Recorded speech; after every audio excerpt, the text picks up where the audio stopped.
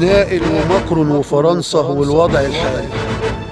قنبلة وانفجرت في الشارع، حصل اللي في بالي. ما هو نائل كان سنه صغير ضربوه بالنار، وبسببه اهو الوضع اتغير على اهل الدار. والمولى بيمهل ولا يهمل وحده الجبار، منهم بيجيب حج ضحية راح باستهتار. والعدل في الارض من الله وهو نائل نائل من ماكرون وفرنسا بحالها، وحصل الزلزال والعالم كله صبح شايف والعدل حلال. والله دي دعوة المظلوم بتهد جبال، وبلاش نستهتر ونكابر من غير ما نبالي، وبلاش تستهون بكلامي وتقول ده خيالي. كان شاب وعمره 17 وكمان كان غالي، نائل من ماكرون وفرنسا والوضع الحالي.